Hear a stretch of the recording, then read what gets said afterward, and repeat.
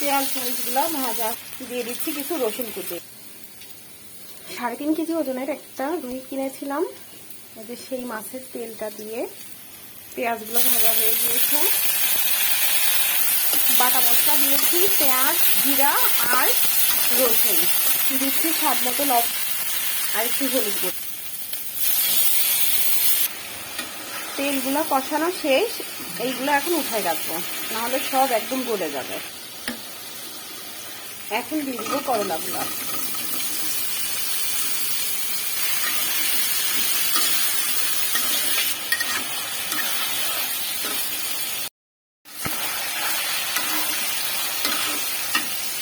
করলা আলুটা কষানো শেষ, এখন দিয়ে দিব পানি। আলু আর করলাগুলো অনেক সুন্দর, প্রায় 80% রান্না হয়ে গেছে। আলুটা তো প্রায় সবই সিদ্ধ হয়ে গিয়েছে সুন্দর মতো। এখন এই যে তেলগুলো সচরাচর আমরা বাজারে রেখে নিয়ে আসি না, তো এই তেলটা আমার আবার খুবই ভালো লাগে রান্না করলে।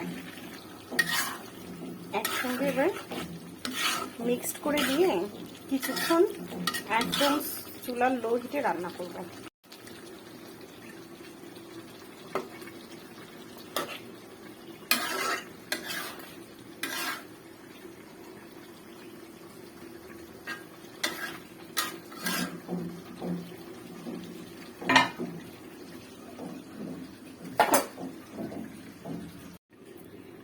তো আমার করলা আলু আর এই যে তেলগুলো আমরা ফেলে দিই কিংবা বাজারে রেখে আসি, সেই তেল দিয়ে রান্নাটা কমপ্লিট করলাম। মাশাআল্লাহ অনেক অনেক সুন্দর হয়েছে।